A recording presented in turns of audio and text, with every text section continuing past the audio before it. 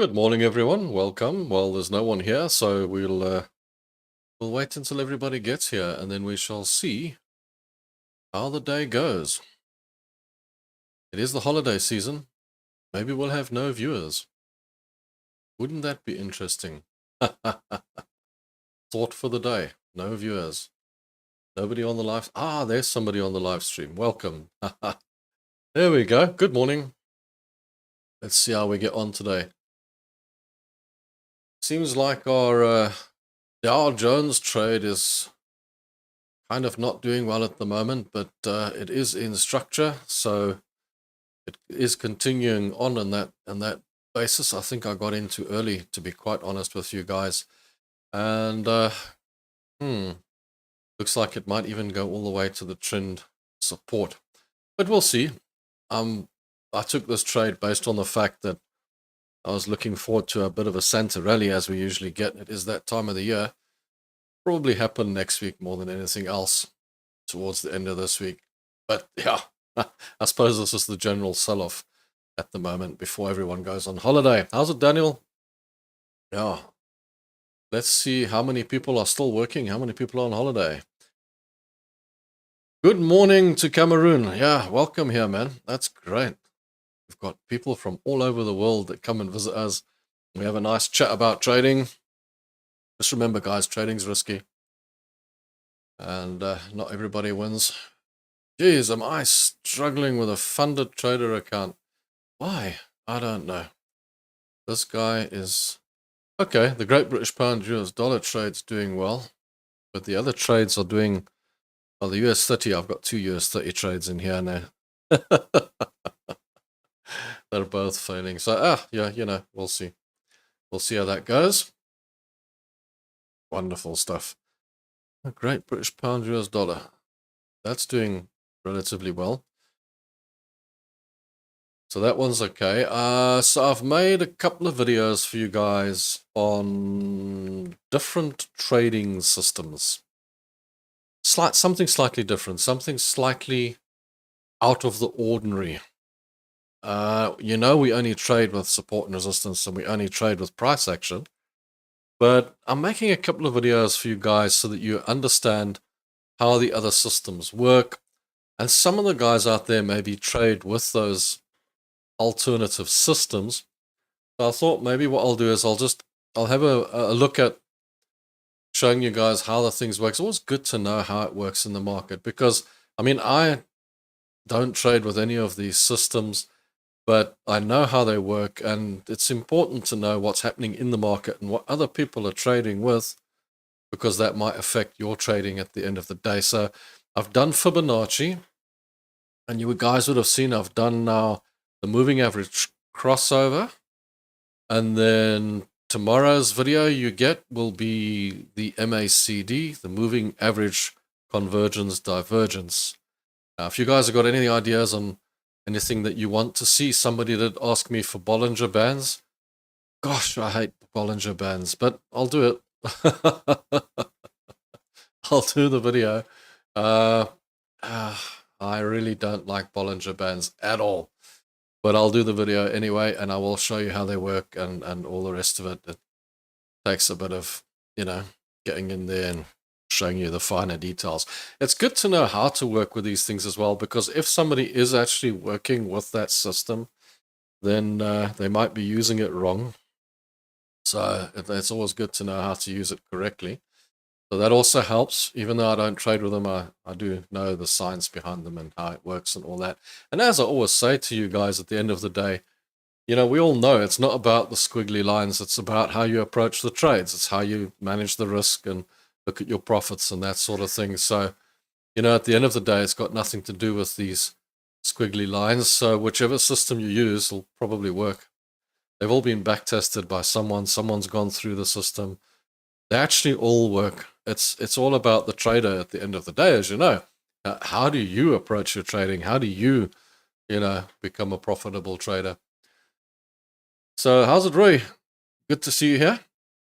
And hello, Henry. Welcome back. And yeah. So as I say, putting out all these little videos about the different systems. It's sort of over this period because it is kind of like your holiday period, your relaxed period of time of the year. People are sitting at home celebrating holidays and things like that. So it's a good time to go over things like that and whatnot.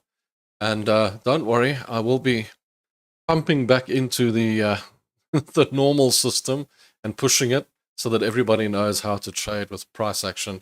And also, if you start seeing some of these other systems, these lagging indicator systems, as I call them, or lagging systems, whatever, that'll also help you to understand why you need to use price action at the end of the day. With the exception, of course, of Fibonacci that I did show you, that one I would use if I didn't use support and resistance, because that's not a lagging indicator. That's actually a very, very good indicator to use if you want to. So yeah, I'm going along that road, showing you those. US dollar CAD highs is absolutely stunning. Look at that. They just keep on going up. Somebody asked me the other day, you know, is it too late to get in? It's never too late to get into a trade. You know, when you look at it, you can't look at it with a supermarket mentality of it's expensive, it's too late to get in. When something's expensive in the market, there's a reason for it. It means it's going well, it's going good. Something's causing it to go up. And you just got to look at what's happening and say, well, I want to be part of that, and just go with it. That said, you know, our supermarket mentality, our psyche tells us when something's that high, you know, you are looking for trouble because you are sort of getting in right at the end. It's a mental block. There's nothing we can do about it. We're always gonna feel that way. I even look at it and think, you know, it's run so hard. Surely it's got to come back soon. And everybody thinks that way. And when I think that way, then I think the other traders are probably thinking the same thing. So you should get some form of correction. But as long as it's moving up, so the only thing you can do is trade what you see. I don't like to trade something that's in the middle of nowhere. I would prefer for it to come back and take some money at this level down here before I would look at maybe taking a trade on the US dollar CAD. It is a bit out of its position, and I'd prefer to it to come back into a position and give me a trade up. One thing for sure that I wouldn't do on US dollar CAD is short it. I'd definitely stay long on it. Since it's Coffee with Rob, let's have some coffee. And as we chat, people are joining the show, even though it's holidays, so it's good. For all you guys from South Africa, I hope you had a fantastic long weekend. It was a good holiday period. And now we're heading into another long weekend, so and holidays. And, you know, living in a holiday town is quite tricky, I must say, because all the things that I normally do are packed solid like you cannot believe.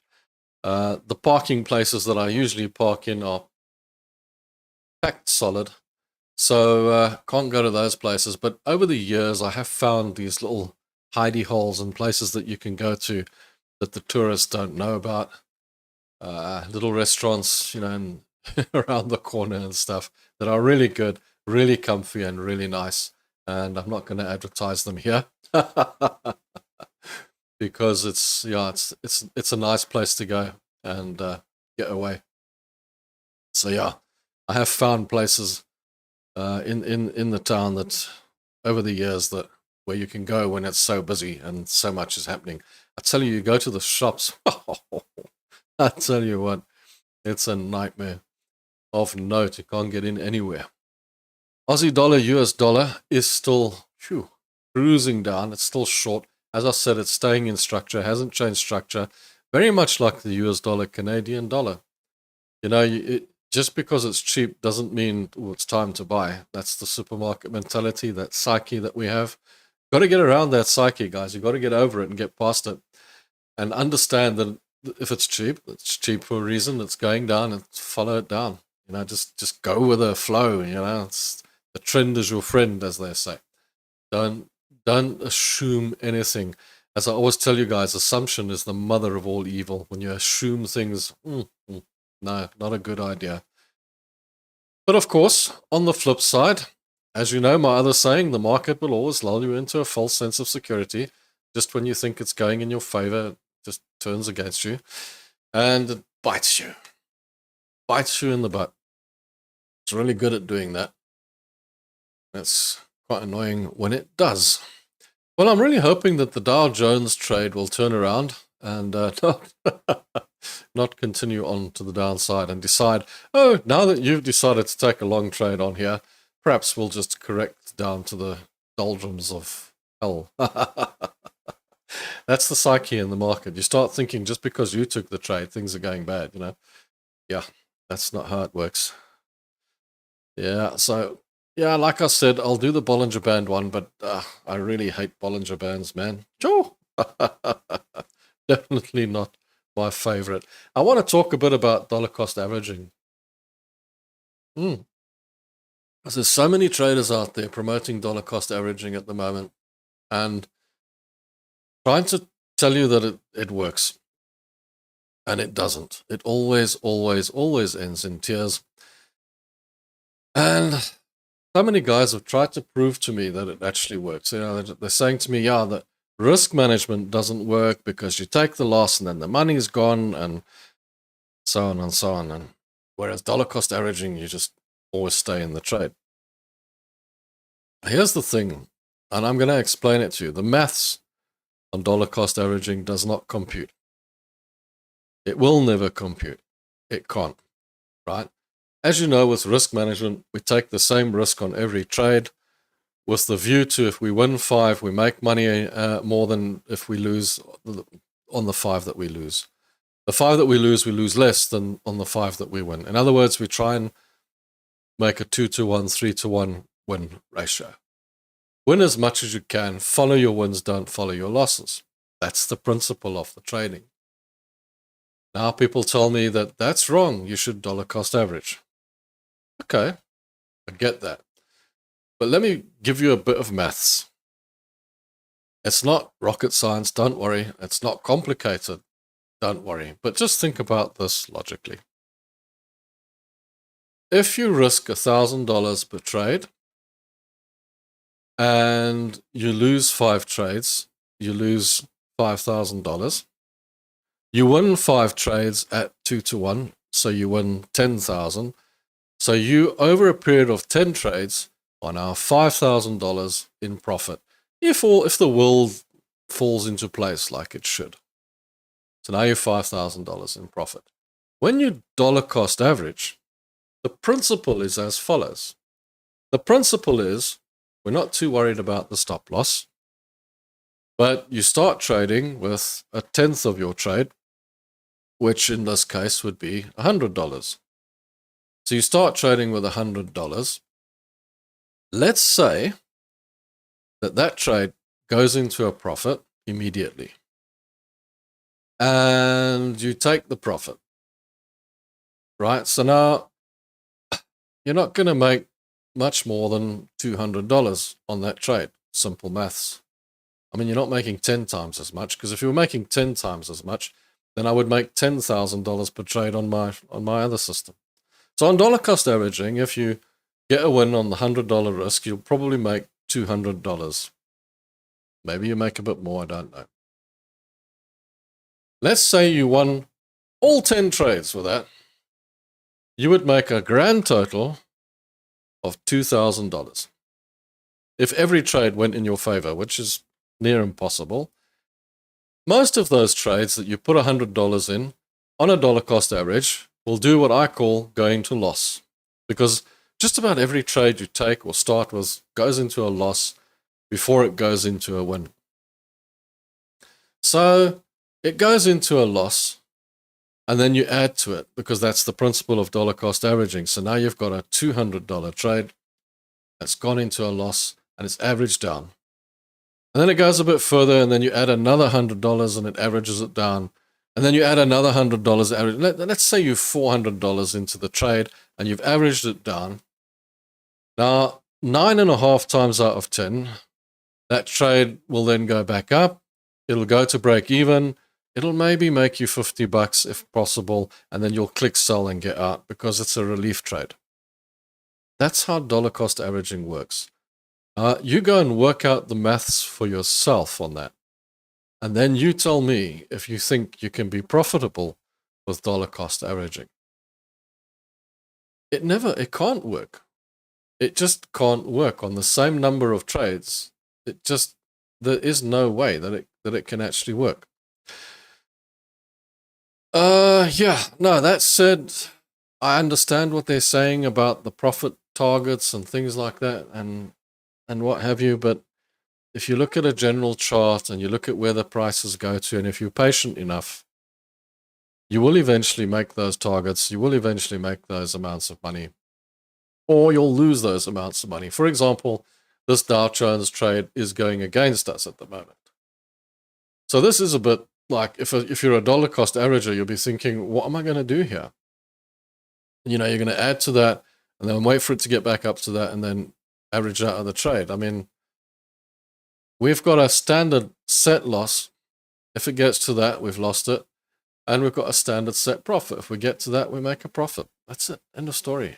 And you're always going to make more profit on a risk management system because you're going in with a full trade. So if it goes in your favor, you're making full profit. If you go in with dollar cost averaging, you're going in with 1/10 of your trade. So if it goes into profit, you're making 1/10 of your trade. And if it goes into loss, you're going to add to it. Goes into loss, you're going to add to it some more. When it comes back to break even and makes a tiny profit, 9 times out of 10, I guarantee just about every trader will take the relief trade, get out, and run away at break even. It doesn't work. It never works. It always ends in tears. But people are getting into it. People are really getting into this dollar cost averaging at the moment. I don't know why, but so many people are getting into it. So many people believe in it. How's it, Kokoro? Welcome. Now, what I can tell you about dollar cost averaging, and a few of the guys, what they're doing is they're trying to compare it to the pros because pros don't use stop loss. Now, there's a good reason that the pros trading millions and millions and millions of dollars, buying huge sums of stock, don't use stop loss. And that is, they can't. They can't stop loss a trade with hundreds of thousands of shares or whatever the case, because you can't sell them instantly. There's not enough liquidity for them. If you've got $100 million trade, you can't just stop loss it. It's huge. Okay, you're actually moving the markets. So firstly, consider the fact that the pros, they can't have a stop loss. They don't work with stop loss. What the pros do, they don't do geared trading like we're doing. They don't do this like small fry stuff where I've got $10 and I'm trading $100, or I've got $100 and I can trade $1,000. They're not doing what we're doing. They're trading big money. They're investing in the market, and their policy is very much like my investing policy, which is buy, set, and forget. So when they buy something, there's a totally different outlook to when you buy something. Pro traders do not day trade. The guys they're talking about that don't have stop loss. The guys trading that form of money can't day trade, the same reason they can't stop loss, because there's not enough liquidity for them to day trade that kind of money. So when they're putting that kind of money in the market, they're putting it in as an investment. They're investing in a product, whichever product that might be, whether it be a share, whether it be a currency, whether it be an index, an ETF. They're putting money into it with a long-term view. They can't just sell it. So they look at every aspect of the market, and they determine that over a period of time, they feel that that is going to make them a profit. It's going to make them a profit in that basis.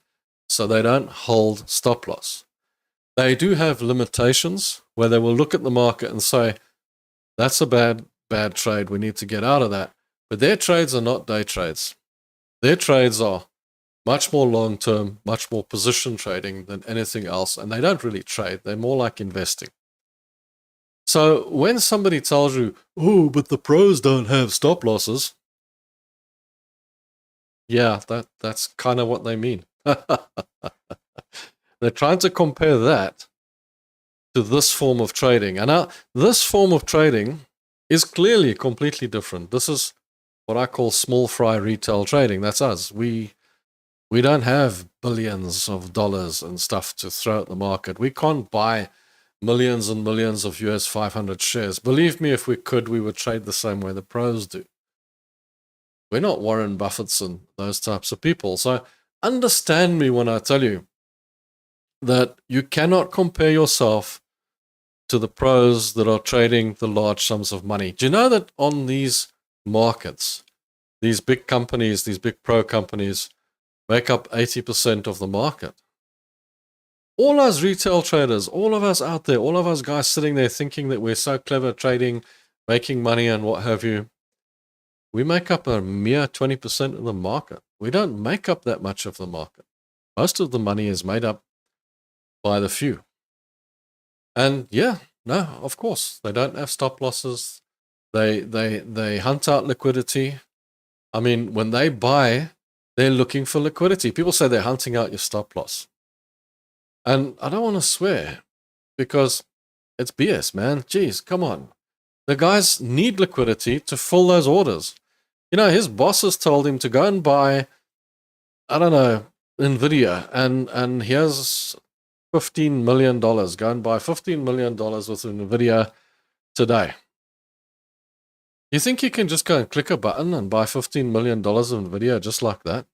You know, no. He's got to go and look for liquidity. He's got to go and find liquidity in the market that will sell those shares to him, that will sell that amount of shares. Not to mention they have to register the fact that they're buying that amount of shares. So, no, guys, when people talk to you about DCA and they tell you, oh, it's just DCA, the pros don't use stop loss. No, they don't. Of course they don't.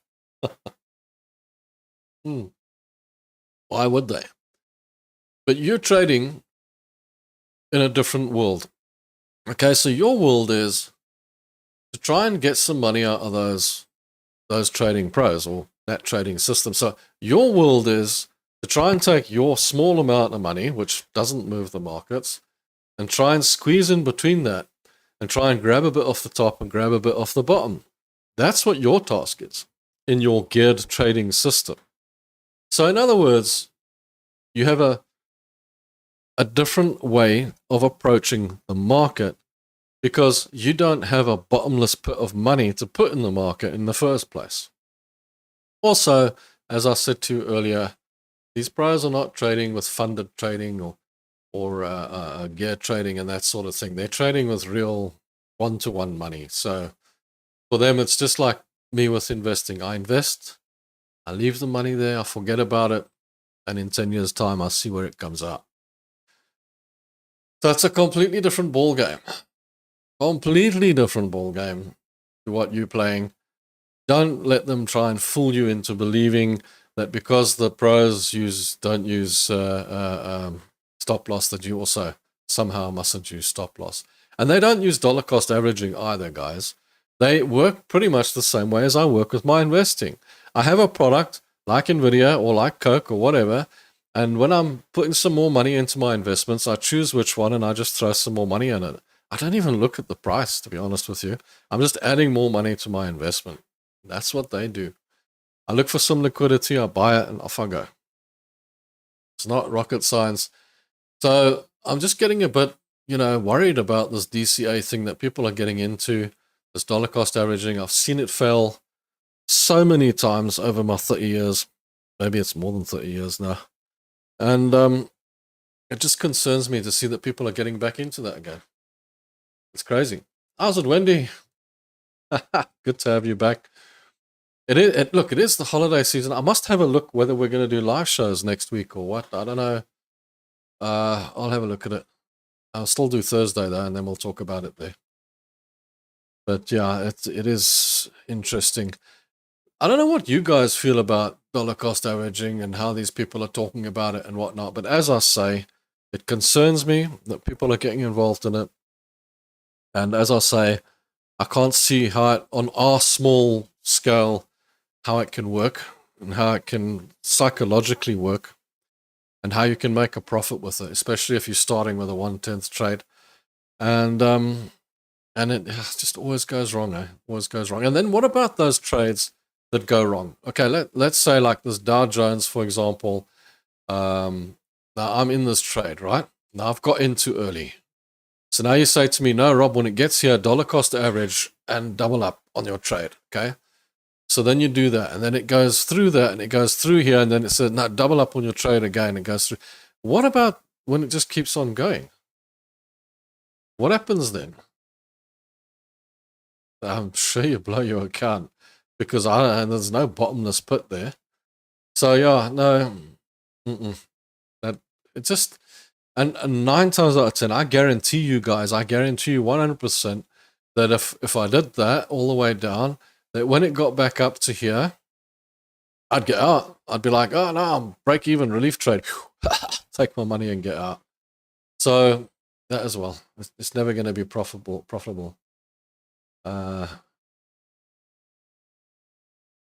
G60 building and passing. Good day from Greg from Brisbane. Hey, how's it, Greg? Welcome.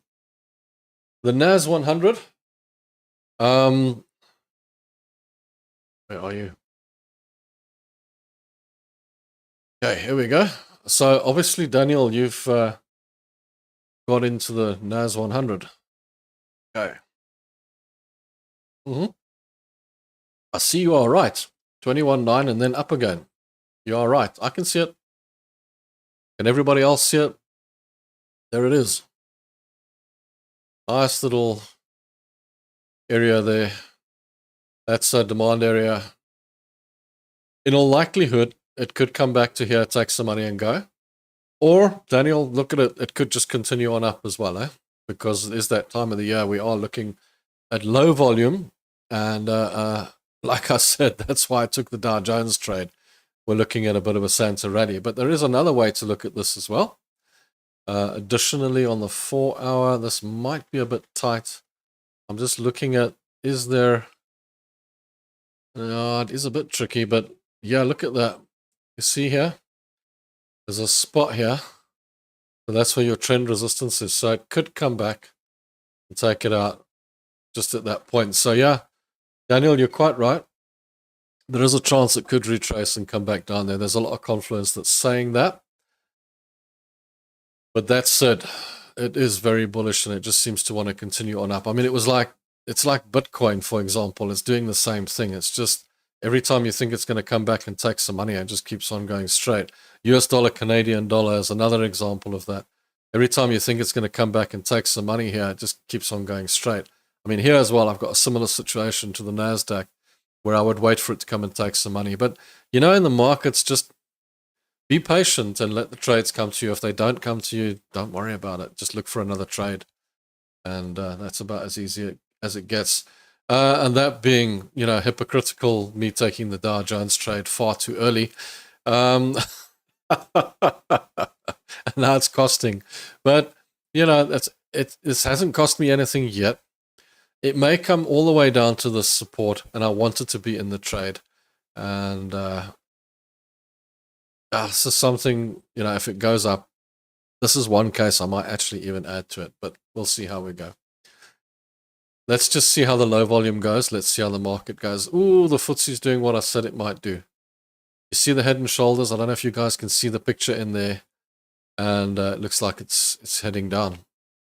Looks like it wants to drop. Ooh, that's a bit tricky. See what goes there. Julian, just to clear up the DCI hype. It's a way to build future positions in high conviction crypto assets. Enter with full margin size on a low leverage. If price dips, you DCA in at 2 levels. When, Julian, I hear what you're saying. It's not just with crypto assets. The guys are doing it with Forex. They're doing it with indexes. They're doing it with everything because they're all the same at the end of the day.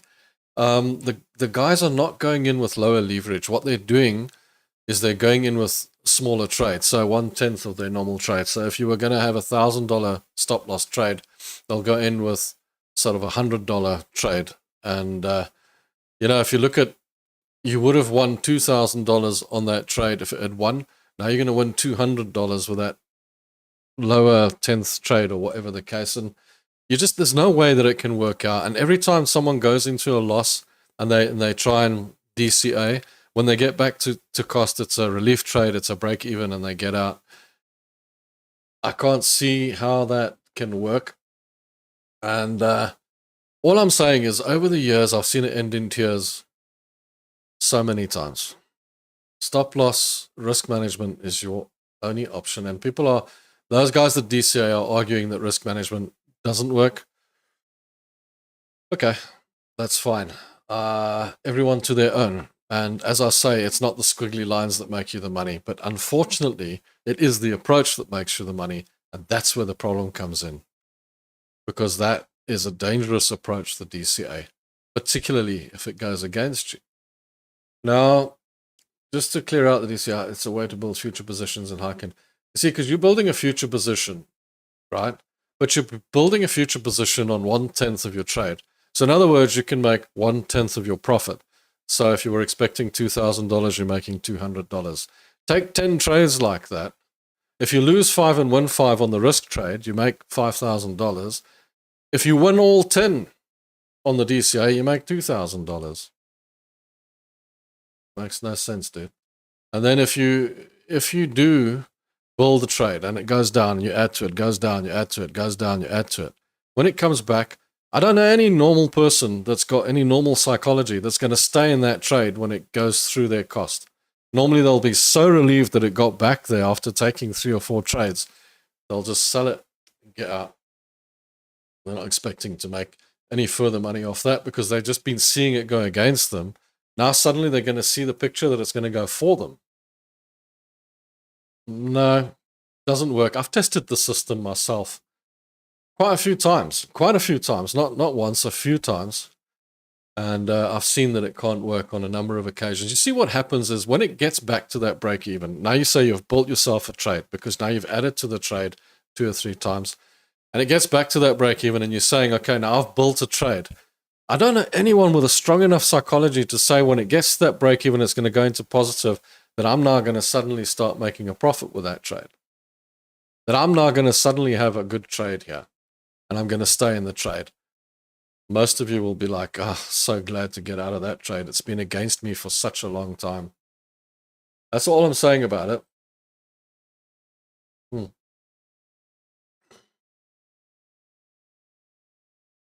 Yeah. The right direction of the market, you increase the leverage and withdraw margin. Look further down. Morning, Rob. How's it? Yes, yeah. What is your thoughts on trading weekly? Greg, trading weekly is a fantastic way to trade. Daily, weekly, or actually, the more patient you are and the slower you can trade, the more money you'll make. And if you can trade weekly, just remember that these geared trades do cost you money on a daily basis. So they do charge you for holding the stock every day. So just keep that in mind. But no, nothing wrong with weekly trading. The slower you can trade, the better in the beginning as well, because you can learn more from it.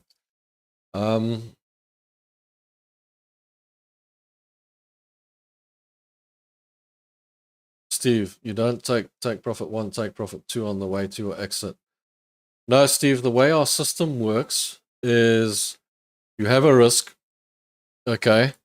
And when it goes into profit, let's say you got $1,000 risk, it goes into profit, and it goes like $700-800 into profit. Then you move the risk up to 0, up to break even or above, and then you follow your profit up with your stop behind it. You can add to your trade if you want to, but if you don't add to the trade, just keep following your trade up with the trailing stop, but keep the trailing stop well enough behind it while it's heading towards your profit target, so that it doesn't take it out. When it gets to take profit, we only have one take profit, not take profit 1, 2, 3, and 4. We have one take profit. When it gets to that take profit, you move your stop loss up pretty close. So if it does come back and take it out, then you've made target effectively, and you can be happy and go home and have a cup of tea. But if it goes through your first take profit, your only take profit, and it carries on going, then what do? You just simply keep on following it up with the trailing stop until the trade's had enough, comes back, and then takes out your top stop loss. And that's your take profit too, effectively. So quite straightforward. Okay. Julian, I've had a couple of trades starting with $100 margin at times 5 and then finished off times 100 and only profit from the trade as margin. Okay, yeah, no, look, you see, the thing is, Julian, I hear what you're saying, but the traders that are using DCA are not trading with margin or changing the margin. They're changing the amount that they trade. They're not changing the margin. And in most cases, people cannot change the margin on their trades. I guess with your crypto, your system, you can, but most people cannot. Margin is the margin. So, yeah, what people are doing is effectively changing their dollar amount. And yeah, no, it's... This DCI is, look, it ends in tears. No matter what the situation, it always ends in tears because it always ends up going against someone somewhere down the line. You know, you've got to have a stop loss. You've got to protect yourself from those trades. MDE, good channel, friend. I like it a lot. Thank you. Oh, that's real kind of you. And if you do like the channel, don't forget to like and subscribe. I keep forgetting to say that. Yeah, people, I need someone sitting here telling me, tell them to like, comment, and subscribe. Yeah, I should, eh? Julian, and hi, Rob. Yes, and hi. Cheers, bud. Julian, how's it? Yeah. Okay, Rob, up until about October, I was charting it pretty good until it shot up. Seems to be ranging now. No, be careful of ranging because, okay, let's look at the US 500. So you get this up leg, and you get this little bit of a settling, and then it usually resolves to the upside because this is like a bit of a flag pattern or a pennant, and they normally resolve to the upside. The market always settles, and it'll either correct or it'll range, and then it'll continue on. So don't worry about ranging. We're also sitting in that period now where the big companies are selling out, going on holiday. You know, the guys are not going to sit and hold positions until January when they come back from their holidays. So a lot of them will be selling their positions out and moving on and getting out and all the rest of it. But then what happens now is we get the low volume, we get the retail traders only trading and the new traders coming in and whatnot, and then you get the sort of float to the upside, the Santa rally as we call it, and make some money off that. Well, hopefully we'll see. We'll see how that goes. Colin, hello from Australia. Welcome. How's it, Colin? Gold, that is. Sorry about that. Yeah, gold, same thing. Yeah, gold is in a range. I think I said it on one of the videos. Maybe it was a members video. But there's your double top. That's developed there. I haven't changed these levels, but there's your double top that's developed there. Double top, if you guys know what a double top is, you get a double top or a triple top. Normally means pretty much a top. But it has gone into this range and is sitting between this 27, 25 and 2600. It's not really moving out, but my view on it at the moment is pretty bearish because of this double top. But will it go through this 26? That's the question. If it sits on this 26 and bounces back up again, then it's staying in this range. But gold, yeah, gold has become a kind of ranging thing at the moment. Just this time of the year, it just seems to be ranging. It's not going anywhere. But there's not much happening in the world as well to make it go either way. So it seems to be kind of stuck here, like, oh, I'll just sit here in this range, you know, doing nothing, so to speak. Steve, why you don't trade crypto? I do. Yeah, no, I do. I trade anything. If there's a market, I'll trade it. I mean, I've traded Bitcoin here, but I trade Bitcoin if it's available. But it's not my main thing. You must remember, I'm an old school guy. I came from 30 years ago, dude. We didn't have crypto. So, you know, I started my career trading shares, you know, and that was it. And then indexes and then Forex, and, you know, there's enough to trade. And, you know, if there's some Bitcoin out there or crypto and it's showing a good trade, I'll take it. But I don't need to worry about it. It's not my thing. And I don't invest in crypto because I believe crypto is fresh air. I don't believe it's got any asset value whatsoever. I believe it's one of the biggest Ponzi schemes ever known to mankind. It's just my personal opinion, to be honest with you. It's nothing serious. If you believe in it, you believe in it, and that's great. My opinion is, people said to me, but if you'd invested in Bitcoin when it was at that price, you would have been so rich now. And you're so right. but then I invested in shares. It's fine. It's okay. I believe investing in things that have got some kind of tangible value, some kind of asset value, or some kind of something I can touch. I'm not a fan of crypto, but I will trade it. I'll trade any market, a market that's made. It's a market. It's been made. I just understand with it. I don't really want to sit on it over the holidays. I don't want to sit on it over a period where it's closed or anything to that effect, because I might come back and it might be gone. But further than that, yeah, great stuff. It's a product. It works, and it's not that I don't trade it. I do. If it's available, if there's a market available, if I see a good trade, I'll take it. But I'll take it on my platforms, not on. I won't go and open a crypto platform or anything like that, some special crypto platform or anything. No, I won't deal with that. And as I say, I'm also not a big believer in crypto, so not my favorite thing. Okay. Frederick, hi, how's it? Maybe gold goes up? No, not just at the moment. It's in a range. It's definitely in a range, and it's got a double top. I'm not seeing it going up right now. It's not going to go anywhere right now. How to invest in shares to get dividends? Can you show us this? Yeah, totally. Look, what you got to do is you got to get yourself a portfolio with whoever is got it available to you in your country, like a portfolio of some sort where you can invest in stocks, right? So what can I say to you? In South Africa, I've recommended to the guys that they use the easy equities guys, because they're the cheapest and the easiest, and you can buy fractional shares if you want to. You can invest every month, and so on and so on and so on. I've left a link in the description for you if you want to join, if you're in South Africa. I'm not getting paid for it. You'll get $50 if you join that way from that link. It's like a referral, that's all.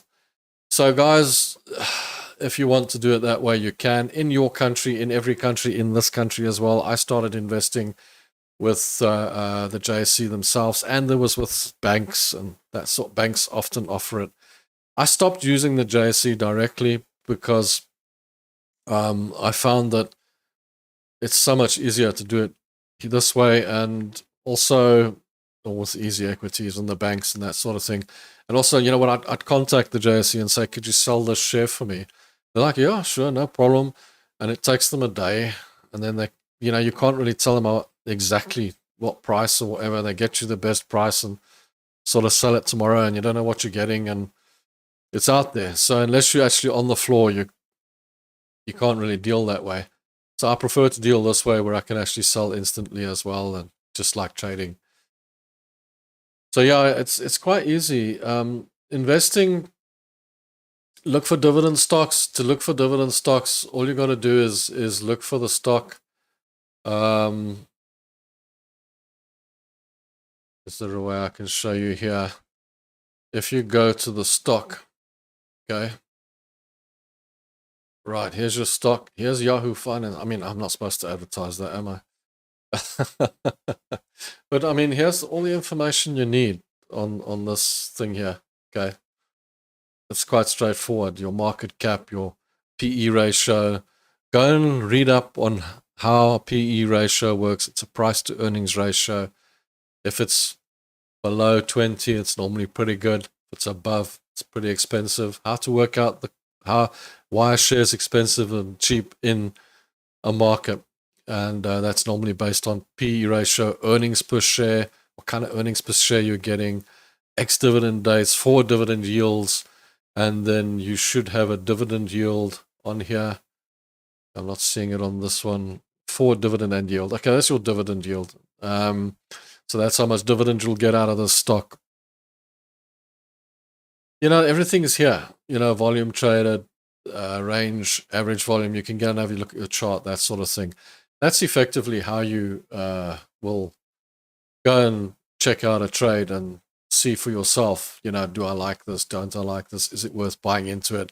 Because when you buy an investment, just like any trade, you look at it as a high probability. So in other words, you're buying into it with a view that it's going to go in your favor and it's going to make you a profit sometime in the future. Now, the difference with investing is you're buying into something with a view to it's going to pay me in 10 years or 20 years time, and it's going to be worth something. So that's what investing is about.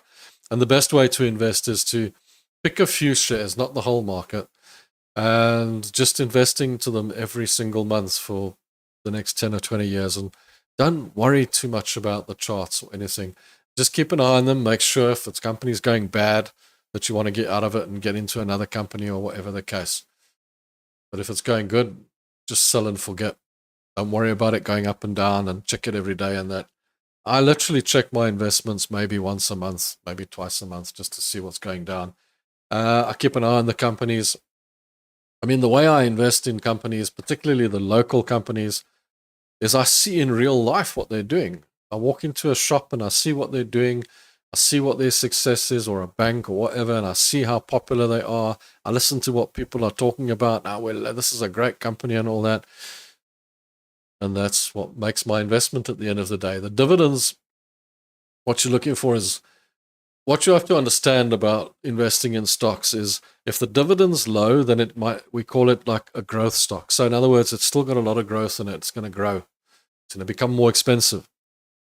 If a stock is paying a high dividend rate, like an 8% or something like that, then it's probably already grown. So in other words, it's a dividend paying stock and it doesn't have much growth left in it. So they don't have anywhere to really put the money except in your pocket. Now, you got two choices here. You can either purchase into growth stocks or you can purchase into dividend stocks. And what I try to do is spread the portfolio so that I've got some dividend stocks that are already pre-growth or done, and then stocks that are still growing, growth stocks. And then you've got a balanced portfolio, so to speak. And then also don't buy everything in retail.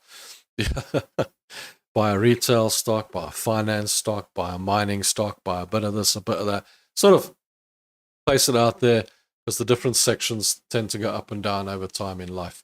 Okay, keeps your portfolio balanced. Greg, thanks. I'm glad you really like the live shows. I'm glad you guys are enjoying the live shows. We don't get a lot of people on the live shows, obviously, at the moment. I'm hoping one day we get more people on our live shows that are interested. But most people prefer the little 5-minute live shows where they see charts going up and down and fancy lines and things like that. I'm not that. I'm here to talk. Okay, so the simplicity of your chart is proving effective. Not too much on the charts, just lines, trends, range, and watching what the market is doing. I see it is the oath of the path of least resistance. Yeah, the path of least resistance. Totally. So you see here, you're in a range, it's going down, But also look at risk to reward. If you're too close to a level, watch out for that because you might not get the reward out of it because the whole policy of it is to get some risk reward at the end of the day. So we did go to the news here. We didn't really look at it. Finance news. Why this year everything clicked for Walmart. So to see a news article like that, you asked me about investing. Why this was the year everything clicked for Walmart. So now you're looking for something to invest in. Maybe you want to click on that and go and have a look at Walmart and see why they're doing so well. Are they a good stock? Are they worth your while in investing in? What's their dividend yield? What's their PE ratio? And then, there's an investment for you, so to speak. Why CEOs are sucking up to Trump. Insurance stocks fall as Trump aims to knock out the middleman. Trump announces $100 billion SoftBank investment in the US. TikTok files emergency appeal with Supreme Court to block US ban. Oh boy, there's always something, eh?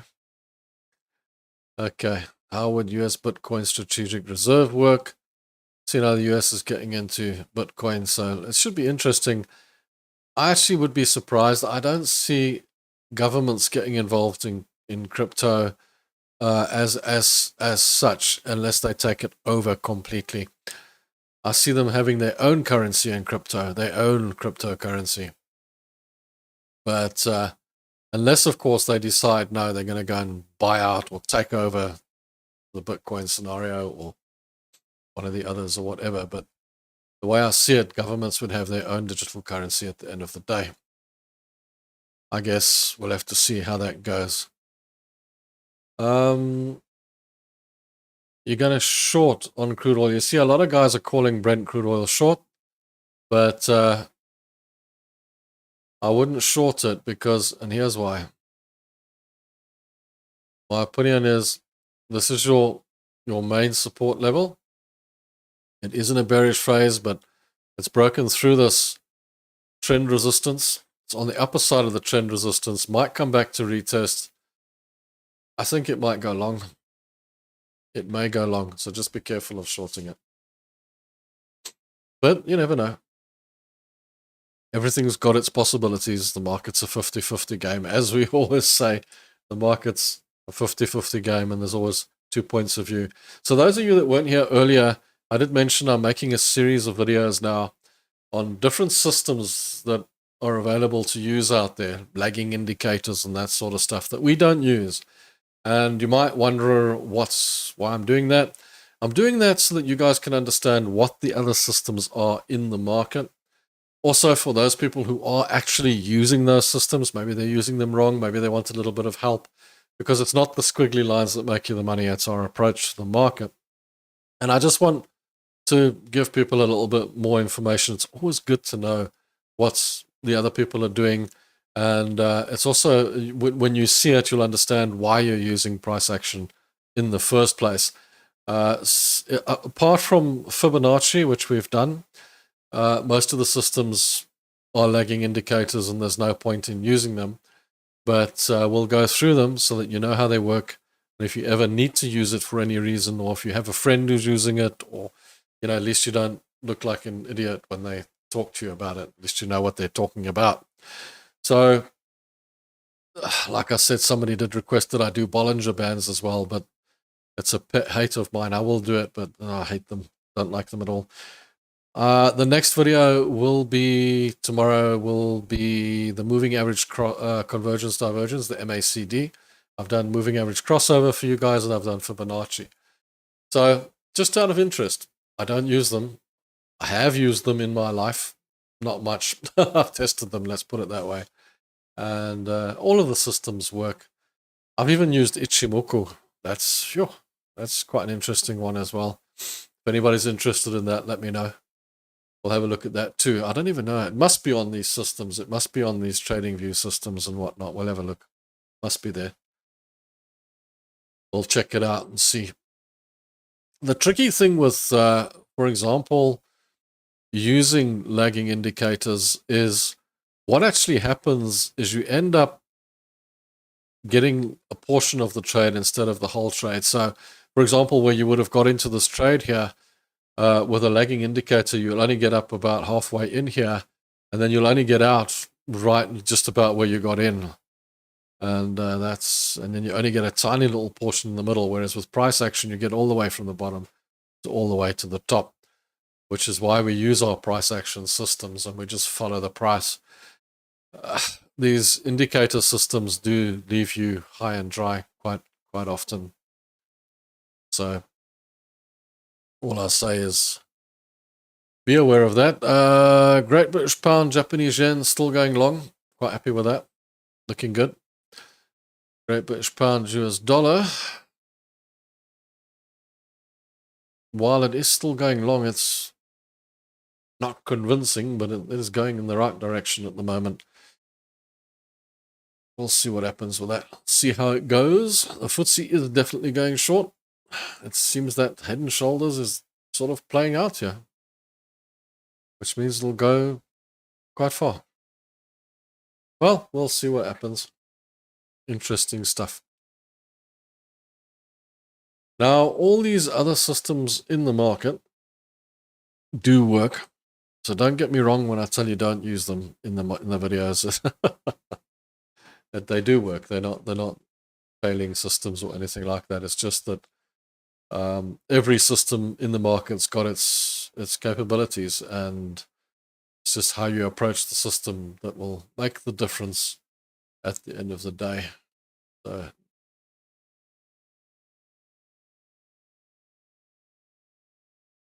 You want to do VWAP? Let me write VWAP down. VWAP. VWAP. Okay. We can do VWAP. We'll have a look at VWAP. And you want anchored VWAP, yeah? Okay, no problem. No problem. We'll do that. That's effectively how that works. We'll do the proper video on it. But how it works like a little magnet. So, and it stands for volume weighted average price, whatever. And it's it works like a little magnet. I'll show you. I'll do the system for you. Let's show the pressure. Hit the like button. Thanks, Wendy. Yeah, guys, hit the like button. Do that thing, man. Do that thing. Hit the like button. Okay, so we got VWAP on the list. Got Bollinger Bands on the list. So, which one do I do first? Yeah, no. A lot of people actually use VWAP with Bollinger Bands. Just so, by the way, could combine the two. I won't. I'll separate them. Don't worry. I'll separate them. Make it easier for you guys. I won't confuse the issue. Just be very careful. I know I'm taking a big chance showing you guys all these different systems because I'm really scared that you're going to start putting all the systems on your charts. And then you're going to confuse the hell out of yourself. And then you're going to start second guessing yourself when you take trades. So just be careful of doing that. If you do decide you want to use a different system to what we're using, then that's fine. But only use the one system. Don't try and add them all onto your charts, okay? I'll show you guys the systems. For example, some guys might be using VWAP, so they might just want to know a little bit more about it. And that's fine. Okay. So let's watch out for that, guys. Let's not go overboard. Good job. That's excellent. I didn't know anybody still uses VWAP, to be honest with you. Actually a cool system. It's not bad. It does work. But they all work, like I say. I don't know any of them that actually don't work. Most of them have got their capabilities. And it's just that a lot of them are lagging.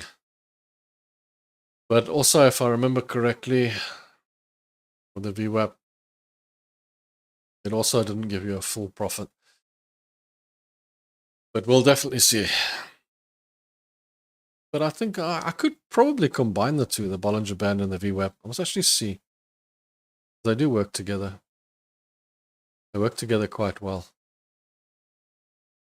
The most fun I ever had was actually with Ichimoku. That was actually quite a lot of fun. I might still do that one as well. That was actually a good test. That did really well. Sorry. Oh, okay.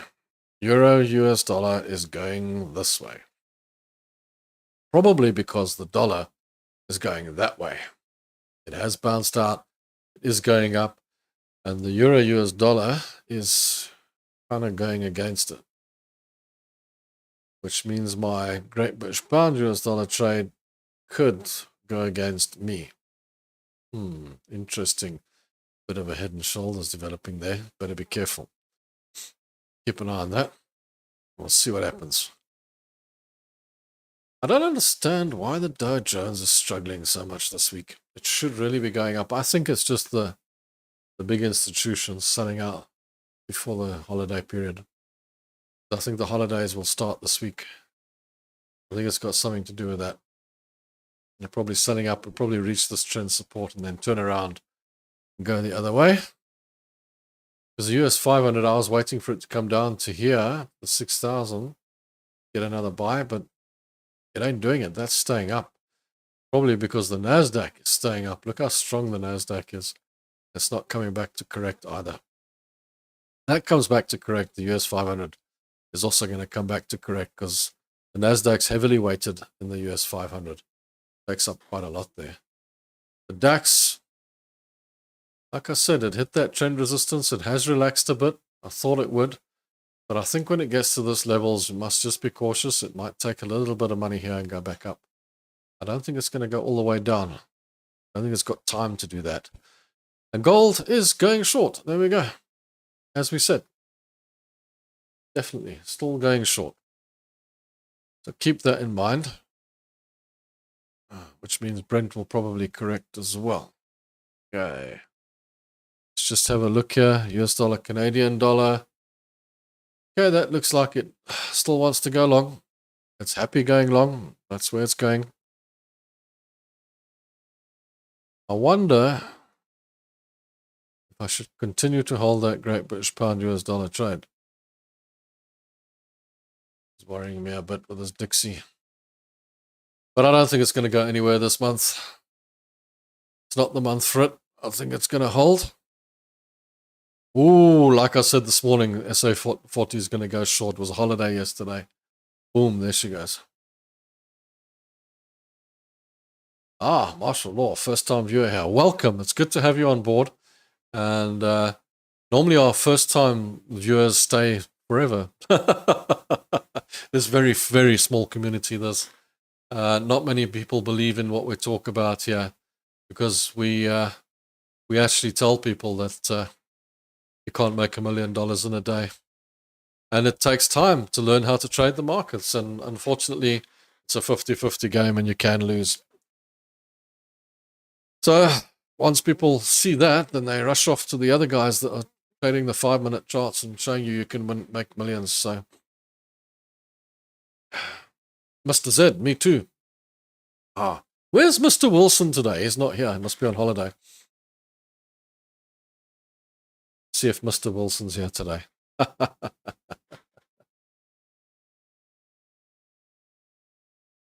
Been watching your videos for a long time now. Today's my day off work, so I'm here. Thanks, Mr. Z. Thanks for joining. I'm glad you're here. And it's a pity, you know, a lot of guys have to work and it's difficult for them to join the live shows and that, but please feel free to you know, watch the normal videos, comment there. I try to reply to every single comment. The channel is growing to a bigger size than I expected. And it is going to be difficult for me to answer every single comment forever, but I am going to try. And then we'll see how it goes. We'll do our best. I'm always going to try and keep the small community close to my heart. So, yeah, we will do our best for you. I know what it's like to not be able to be at the desk. And that's why I say trading the 4-hour or the day, or, you know, somebody asked me earlier about weekly, is so much better because you can take the trade, walk away, leave it, and you don't have to sit and watch it, and maybe your boss will fire you because you're watching charts or whatever. But I don't sit and watch charts all day. I'm not a 5-minute trader. I'm not a day trader. I've done it before. But the reason I don't do it is because I don't like being stuck to a desk watching charts all day. Because if you're a 5-minute trader or a 1-minute trader or a 15-minute trader, let's be honest, you can't leave the trade. You can't just take the trade and walk away and hope that it'll work out. You have to sit there and watch it and see what it's doing. So it's a totally different ball game. That's not my game. That's not what I do. I choose a trade, take a trade, walk away, leave it. Come back later and see what it's done. And as I've said to you guys before, most of my income comes from the investments rather than the trading anyway. So I'm not too concerned about it. It's not my... so if you're working, it's probably the best system on earth for you. And risk management, which is where you wouldn't be able to use dollar cost averaging. Just by the way, this whole thing about DCA, right? How can it possibly work if you want to leave a trade in and go away? You can't. You have to sit there and watch it and obviously add to it or whatever the case. So, no, it doesn't work for me. The only way to do it is the way we approach it with the risk management. Same risk on every trade. That way you make your money.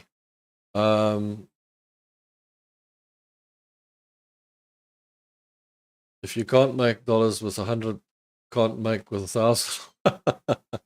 Did I watch those guys for the first couple of years, but I decided I need to watch traders 45 years old with real experience.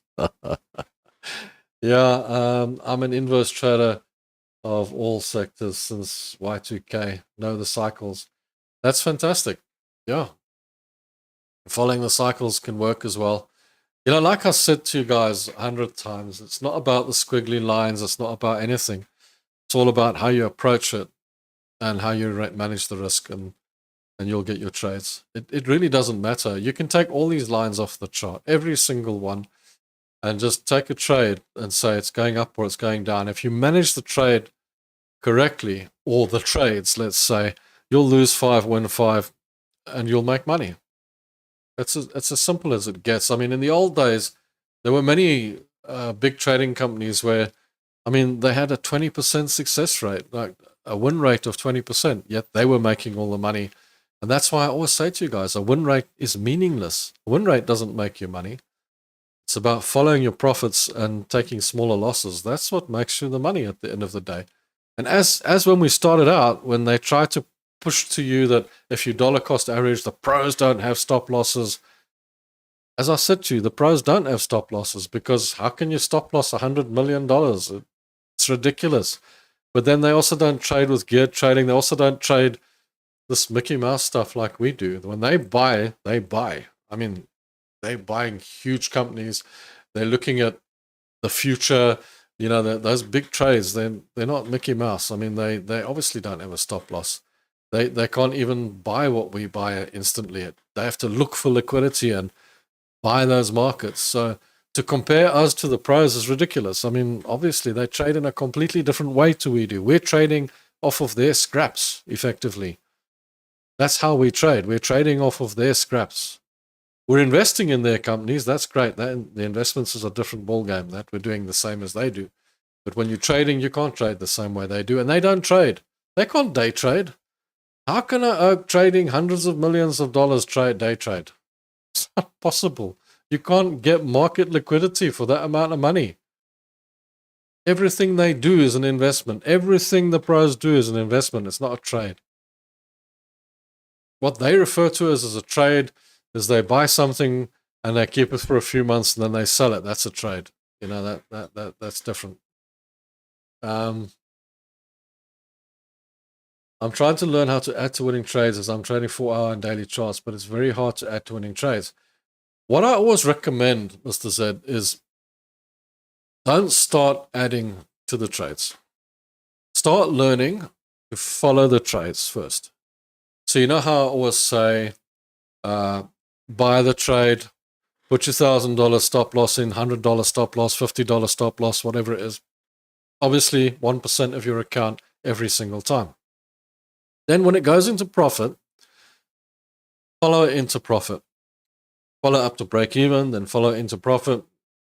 Follow it up until your target as far as possible. If it takes it out before that, so be it, you made a profit.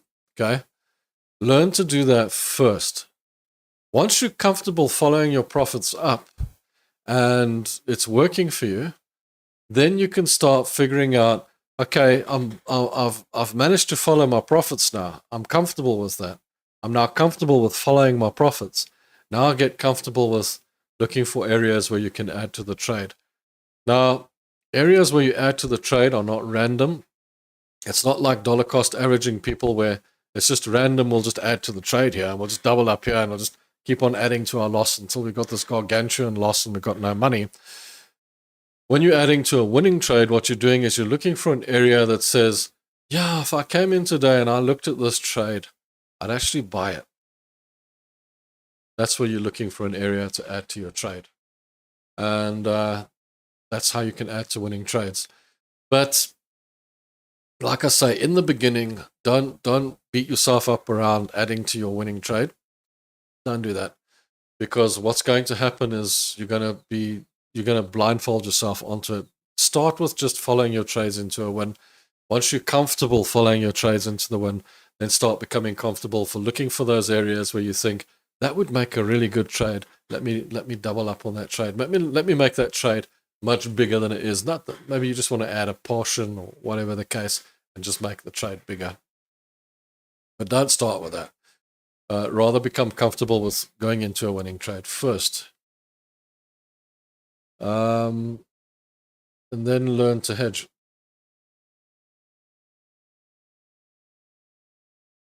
Yeah, the trouble with hedging,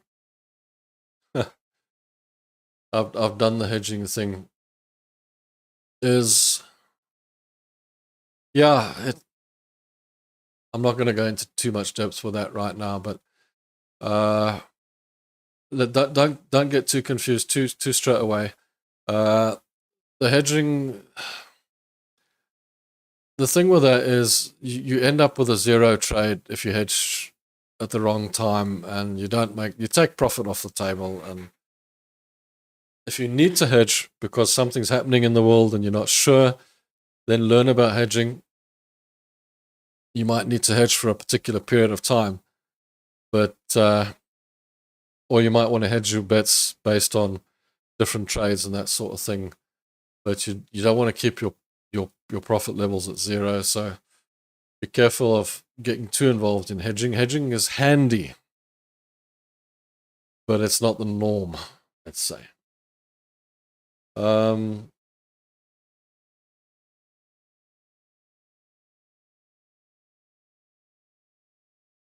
You're thinking of, maybe you're not thinking of hedging so much as learn to play short and long. Yeah, that's a different ballgame altogether. Hedging is when you're hedging your bets. In other words, I'm sort of creating a zero scenario. Whereas what you might be talking about is learn to go up and down with the markets.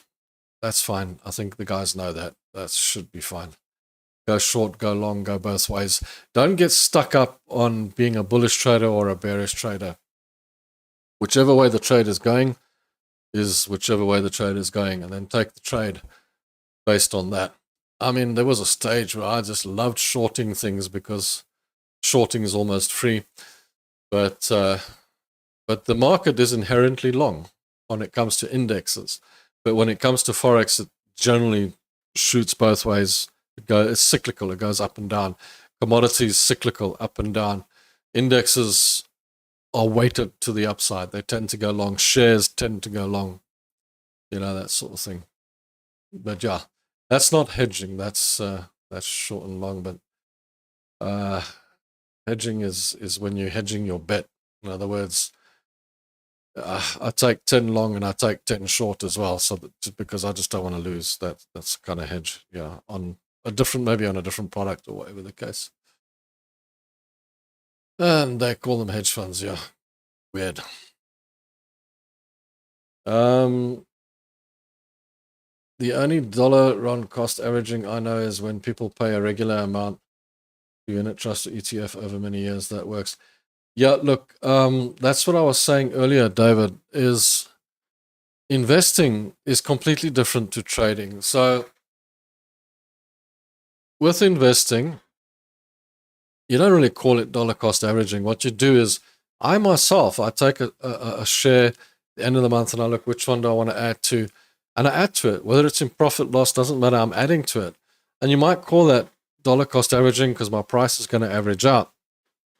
But I'm not. I'm just adding to an investment. I'm just adding more money to it. I'm not adding to it because it's in a loss. I'm not adding to it to try and change the price. I'm just adding to my investment. So, yeah, you're paying a regular amount into a unit trust ETF over many years. It's the same as my investing. I'm paying a regular amount into my share account on a regular basis. So every month I choose a share or two that I want to add money to, and I add money to it. It really, I don't even care what price it is. I'm adding to my network of shares. And if I add a new share to it for any reason whatsoever, so be it. So when it comes to investing, totally different things. And that's why I said to you guys, the pros don't have stop loss. The DCA guys are telling you, you can dollar cost average because, look at the pros. They don't have stop loss. And like I've said to you, the pros can't have stop loss because they're not trading like we are. They're not picking off the leftovers. They are buying huge sums. They're looking for liquidity in the markets. For the same reason they can't stop loss is the same reason they can't trade. They can only buy. They buy huge sums of stock off of items and what have you. So it's a different thing. It's a different ballgame, and it's very similar to what we do with investing. We just buy. And, they've got so much investment going in there, 9 times out of 10, that money moves the market. We can't move the markets, but they sure can. They put money in and that market moves. That's what we're looking for. We're looking for that money. That's the liquidity we're looking for so we can get some money. That's why people think that they're coming to search out your stop loss. They're not.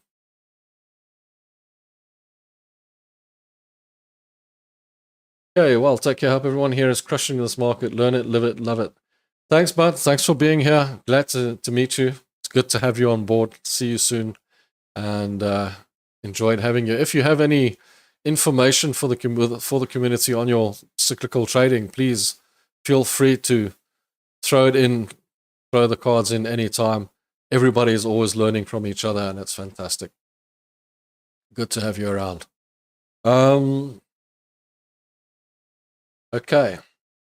And as I said, all traders have, opposing points of view on markets. And you have to understand that if you have two traders in the same room trading the same system, you'll get a different result based on different points of view, different approach. That's what it's all about. Funny thing that. Trade of the day, guys. That's what the trade of the day was today. So if you want to take note of that, there it is. And that's today's trades. Is there anything new in the news today? Let's see. Finance. Nice channel. Greetings from Journey. Welcome. Thanks for the compliment on the channel. Always love a good compliment. Makes me feel better about the channel. Alibaba to sell China department store. Oil nudges down amid demand worries. China capital exodus reaches record. Gold steadies with focus on final Fed meeting of the year. Insurer stocks fall as Trump wants to knock out the middleman. Tesla's boom continues on another bullish analyst call. Right, so the news is interesting, as always. Okay. Great British Pound, US dollar is going back up, so that's fine. Gold is actually going nowhere, sitting on its level, and Brent is going short now because of that news article, I presume. But it looks to me like it'll come back, take this money, and probably go up again. So we'll see what happens there. The markets don't seem to be crashing or anything unusual. Seems to be fine. Right, so an interesting day. Let's get some likes in. What we got? We got 22 likes. Fantastic. Thank you, guys. That's good. That's like, we haven't had that many people on the channel today. It is the holiday season. I get that. And maybe in January we'll pick up again. But I would have thought that over Christmas that YouTube channels like this would have some viewership because you guys are on holiday. But we'll see. We'll see how that goes. Traders don't have holidays, by the way. I hope you guys know that. Traders work all the time because you need to stay on top of the markets. So the pros, the guys that don't have the stop losses, they take leave now and they sell out those big company shares, and then you get a little bit of a drop off, and then the markets have no volume and they start going up based on retail traders. And at this time of the year, there's also a whole bunch of new traders that come into the market because we're on leave, we're on holiday, we've got a bit of time to look at the markets. So you will get that move up as well. How's it, Stephen? Welcome. Good to have you on board again. How's it? So yeah, as I say, you will get that move. It will come. But yeah, it was always interesting to talk about risk management and DCA and that sort of stuff, because I find it quite intriguing that the guys are promoting it, dollar cost averaging at the moment. But the maths just doesn't compute. It just does not compute. No matter how hard I look at it, how hard I try it. And you know how many times in my life I've actually tested DCA, and every single time it fails. Every single time, without fail, it fails. It doesn't work. It can't work. When you do it in reality, it cannot work, because you are effectively just trying to build a trade. And why in the first place, when you get into the trade, would you go into a trade with a 1/10th trade? Well, firstly, because you got no confidence in the trade. Secondly, if it wins, you're making 1/10th of what you would have won. And if it goes into a loss, You're going to double up on it, and then it's going to come back to cost, and you're not going to make anything. You're just going to get out of the trade. So I just can't see the win in it. I just can't. Unless you're strong enough to, if you do go into a loss and you double up on it a couple of times and it becomes $1,000 trade and it goes into the win and you hold it, I guess the person who holds it might make some money, but I don't know anybody who would have doubled up that much that will hold it when it goes through the cost, because by then it's just like, phew, I got there, I'm relieved, I'm out of here, got my money back. Yeah. I don't know, guys. DCA does not work. Trust me. I don't know. We can do another test on it anytime. I did one the other day. Hell dismally. We can take 3 or 4 trades, test it out, and you'll see it just fails dismally. It doesn't work. I guess the idea behind it, the theory behind it, you know, when you look at the theory, you think, it's got every possibility. But when you start putting the maths to it, that's when you see that it doesn't work. And the only thing that actually works is the system that I came out with at the end, which was to risk the same on every trade and try and make more on your wins than you do on your losses. And that's the only way that you're going to get to it, because the thing with loss trades, the thing with things that go down, is they tend to really keep going. When it goes bad, man, it can go bad. It can go seriously bad. And I think a lot of the guys, maybe that's why DCA is coming back into the market at the moment. That might be a strong possibility. It might be a lot of guys that haven't seen big crashes. Guys that haven't seen the markets fall at pace. And they've only seen markets go up. They've only seen markets go in one direction and have small corrections. And, you know, they'll call it a big correction. For them, 20% is like a massive correction. That's just a correction. They haven't seen big falls. They haven't seen markets fall 50%. So they don't know what that feeling is like. They don't know what it's like to watch a market falling at pace. And that might just well be why guys are getting into DCA, because they think it's pretty straightforward. They think it'll always come back to where it was. Until that day when they see it just go and going and going and going and going and going and going, and it just won't stop. That's the nasty. And then also, you know, on the opposite flip side of things, what if you went short on the US 500, and where would you be now? In a lot of trouble, most likely.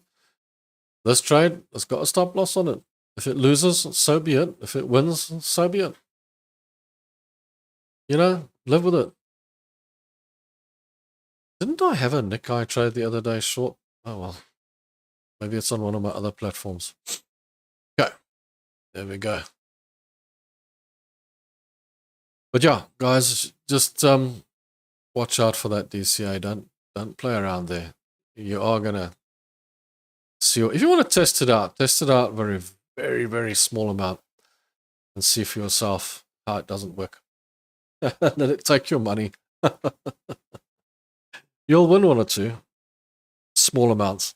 It's like the old win rate scenario that I keep coming up with for you guys. Win rate. How many guys tell me about their win rate? And a win rate is so meaningless. It's unbelievable how many people will tell me about their win rate. I love hearing about win rates. I got an 8 out of 10 win rate. Okay. Yeah, win rates are worthless, man. How can a win rate make you money? When you're making different amounts of money on every single product, I mean, you can't possibly call a win rate to make you money. It doesn't make any sense. So, yeah. I'm having fun doing the live videos for you guys. It's great. Hopefully one day we'll have more people watching with us. It'll be more interesting as well. Maybe I'll smile some more. been fun having a YouTube channel, I've got to say. The JPY pairs. That's US dollar. JPY long. I think I said this morning it's long. But you wouldn't want to get in right now because your risk to reward's not there. You're late. So for now, it could correct down to the support, but at the moment it's still long. Wait for it to get to the resistance levels. Don't get in any short trades just yet. It's in structure to the upside. So US dollar Japanese yen is long. The euro Japanese yen is also long. It's gone through and actually broke through this. This line was a 4-hour resistance. It broke through that, and it also came off the main support. So it's continuing on to the long side. It's just coming back to take some money, and it'll continue on in structure most likely. If you take a line on the euro Japanese yen over there, it could come down to this level 160 and then continue on long, but it is long. It's in a bullish phase. The other one was the Great British Pound, JPY, Wendy. It's long. There is a nasty looking gravestone doji there, but that said, you know, a candle's only valid for its next candle, so don't worry too much about candle patterns. But if you see them, keep an eye on them. But for me, this is still long because I mean, it's gone up, come back, tested, gone up. But the risk to reward to the upside is not there. I mean, it'll go long and then eventually it'll come down and go short. But I would wait for my short until it sort of gets to these levels and then take the short from there. So that's your Japanese yen. Japanese yen at the moment, most of these pairs are long against the Japanese yen, obviously making the Japanese yen weaker. Sort of, if it was the other way around, they would be short. Okay. So, yeah, that's quite a nasty one, yeah. Okay, Frederick says DCA could work if you let stop loss taken and when it hits bottom and then you get back in with 4 contracts halfway back, you'll make your money back, I think. That's what I call a revenge trade. And believe me, I've tested that out as well, and it also fails. The difficulty with a revenge trade is this, okay? Comes down, takes your stop loss out. So let's say I'm in the Dow Jones, I'm losing, okay? And let's say this comes all the way down, takes my stop loss out, right? So I've lost that $1,000. And it comes down to, let's say it comes down to 42.4, 42.2. And then the bugger turns around and goes back up again. And it goes through here. And I say, oh, I'll get back into the trade. Get back into the trade because I think now it's going the other way. So this is my dollar cost average. I'm going to go and get my money back, right? Revenge trade. I'm getting back in. And the minute you do that, you know what it does? It turns around and carries on going down. And then you're like, oh, losing double now, aren't we? No, it doesn't work. I have tried it, but in reality, it's a problem. And also, the problem with that, Frederick, is if you take a trade and it loses, so let's say this trade loses on me. Bummer, it loses. Walk away. Walk away and take a new trade. Look for a new trade. The whole reason I put that stop loss there is because if that price hits that area, this trade is invalid. It is so invalid. It's not a valid trade. Then what I have to do is look for a new valid trade. It might be a short trade. It might be a long trade on that product, or it might just be a completely different product. But I got to look for a new trade. Because if I go, oh, it's broken through there and it comes down and starts coming back and I think, okay, I'll get back into the trade now. It's still not a valid trade unless something is telling me that it's valid. So do be careful of that. That's not the way to do it. The right way to do it is to accept that you were wrong. You got it wrong. It took the loss and okay, that's it. It's done. It's invalid. Now we look for something valid. Now we look for something new and then valid, something that will be different. That's the problem we have. The problem we have is we get back in, but it's not a valid trade. This is a valid trade. I took it early. I accept that. I took it early. But if it bounces off this trend support, it's a valid trade. If it gets down to here, it's a completely invalid trade. It's below the last low. It's over. Then I must look for a new valid trade, which will most likely rather be short than long. So, yeah, I hear you, Frederick. I hear what you're saying. Trust me, I've tried it. I've done it before. And it doesn't work because you get back to the old scenario of it's no longer a valid trade. You know, and it's the same as when you're following it long. You know, you got to have that gut feel of, do I follow all the way to there, or does it turn around at this level and come back at the supply of money? Or, you know, you've got to look at how valid your trade is at that point. And what you do, whether you add or subtract from a trade or whatever the case. Make your trade valid. Rob, quick look at ES, please. Thanks. ES is the same as the US 500, but I'll type it on here as ES, so you can just have a quick look. I don't have it on my thing, so I'll use this CME. Okay.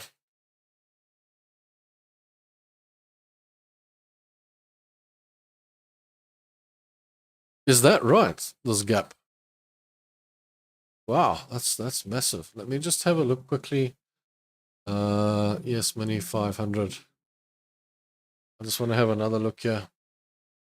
If there's another New York Stock Exchange, that's ES. There's only the one, ES Futures. Okay.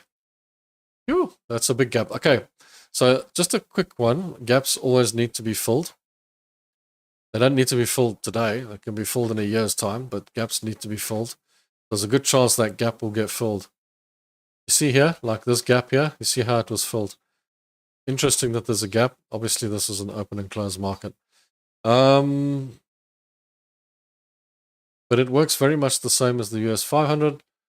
And best case scenario is it comes back, takes some money, and then goes long. I wouldn't just jump into this and take a long, and I'm just looking at that little candle over there. I wouldn't just jump into this and take a long. It looks to me like it wants to correct a little bit. I'd say it might fill that gap. It might take this money down here and then go long again. So just wait for it to come, relax a little bit, let's say, and then take the money and then go. I hope that helps you. Yes, that's yeah. Okay, let's see here.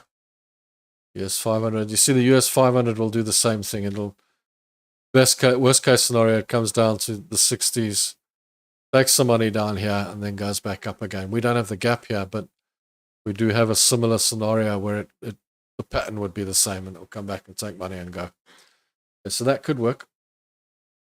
Kevin, morning, Rob. Just joined us. I'm not a morning person. Cool. Neither am I, but that's cool. I find myself, Kevin, sitting watching football till the middle of the night here because we're a couple of hours out on you guys. So your 8 o'clock in the evening games are my 10 o'clock in the evening games. And yeah, and I don't get up very early in the morning either. But I do get up early enough to just check the markets out and whatnot. But a lot of the guys out there will show you their profile, and they get up at 4 in the morning and they go and have a green thing and some this drink and that drink and go for a jog and go to the gym and then set up their markets and all the rest of it. In all honesty, guys, it's not that difficult when you've got lots of years in the market to set up your charts. It's not hours and hours of work. It's really not that difficult. And I found that there's no point in getting up super early because most of the markets are not even open yet. You're not going to get much from, for example, for me, the European markets open way late. So I'm looking at the markets and thinking, they're still closed. They haven't even shown me which way they're really going. And the US market, for example, opens in the afternoon. So, you know, what am I going to do? Get up at 1 in the morning and trade the Asian markets? No. So no, getting up at 4 in the morning is not going to help my trading in the slightest. It's not going to help me at all. I can get up at any time I want, actually.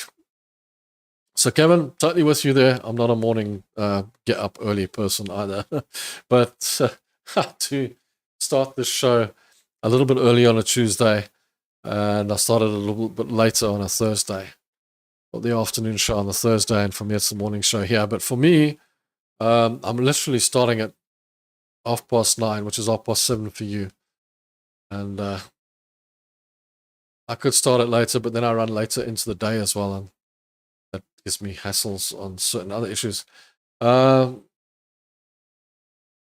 gap in the ES shows only on the continuous contract. Yeah, but in very similar fashion to the US 500, you're still going to get this scenario. So it's in a sort of range. It could come down to the bottom and go up, or it could just go up from here.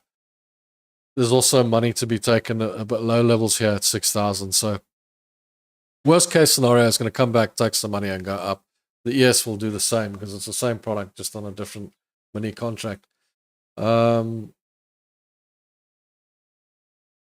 ESZ, okay. I don't trade this mini contract, so that's why I don't really use it. Yeah, you see now, there's your ESZ, but I know ES Mini's not trading it, but yeah, it's exactly the same as the US 500. This, you see that? Precisely the same chart as the US 500, no different. So Bobby trades the ES, which has got the gap in it.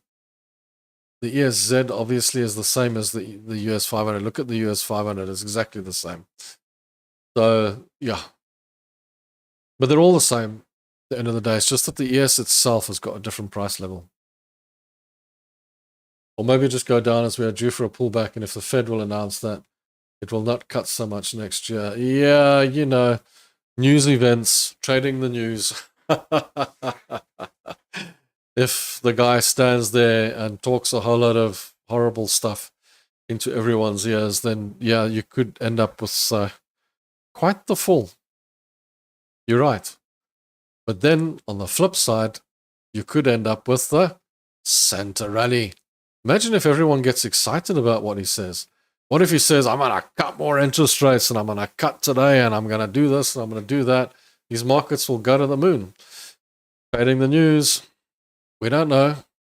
We don't know. And it always lulls you into that false sense of security. So I stopped trading that kind of news. I stopped waiting for trading on the edge of somebody's words, or I'm cutting interest rates, or whatever the case, that I gave up on. The news I trade on now is if there's some kind of event or something happening, or some kind of war or something serious, then I'll have a look at that. But I'm not going to look at the Fed chats. You know what the Fed moves do?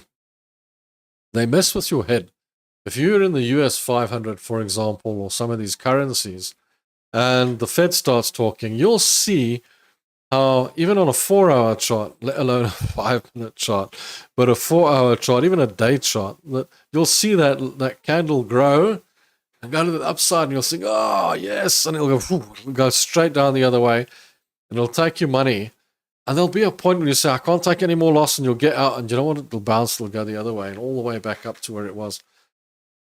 It's horrifying to trade that news. You can't trade that news, guys. If that news comes out, either trade out of the trade and trade back in later, or just leave it and take the stop loss out of the way and just come back later, because it will settle normally back to where it was. Unless he announces some horrific, disastrous news, which I doubt in December. I don't think he's going to do that. He's probably going to wish everyone Merry Christmas and say everything's cool, don't worry about it.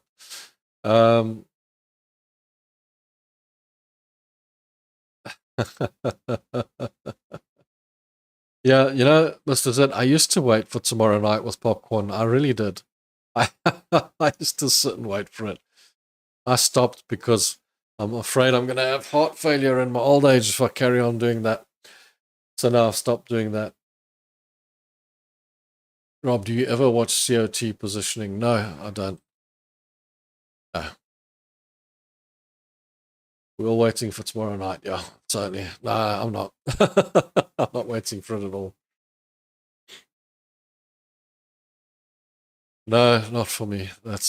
I gave up on that. It drove me insane. I must say it did totally and completely drive me completely insane waiting for those news articles. Sure, I tell you what, that can be so bad at times. Imagine. I remember those days sitting watching those Fed having a wee chat and watching those bars go up and down. And I got caught out by it a few times as well because you start going into a little bit of panic. Especially when you got really big trades on, you know. And then you trade out and you trade back in and you trade. I've seen myself take 4 or 5 trades on that in the old days. Yes, I tell you what.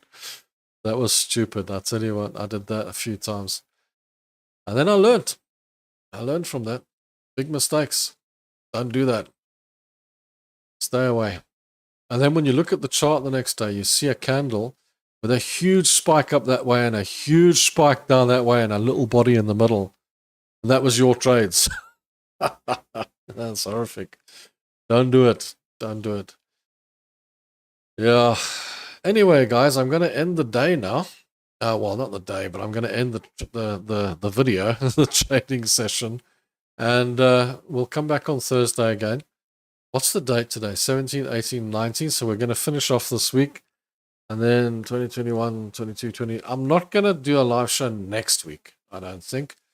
That being, you know, the Christmas and all that and the holidays coming in and what have you. But we'll do Thursday and then we'll talk about next week and see how many of you guys want it and how we'll go. But I think I'm going to head on now and go and do the things that we need to do. Don't forget to watch tomorrow's video. As I said to you guys, I am bringing out a series of videos on different trading systems. So somebody mentioned to me VWAP today. Somebody else mentioned Bollinger Bands the other day. So we've done FIB. We've done the moving average crossover. The next video coming out tomorrow is the MACD, the moving average convergence divergence. And then I'll look at VWAP. I'll look at Bollinger Bands probably for next week. It's just over this period I'm doing it. And guys, like I said to you, don't play into it. We trade with price action. We trade with support and resistance. I'm just putting these videos out there so you can understand why you're trading with price action in the first place. And also, for those guys that are trading with those systems, maybe they want to know a little bit more about them and how they work and that sort of thing. But most of them are lagging indicators, except the FIB, but most of the others are all lagging indicators. And, you know, they work, but it's not the best systems on earth. They are there.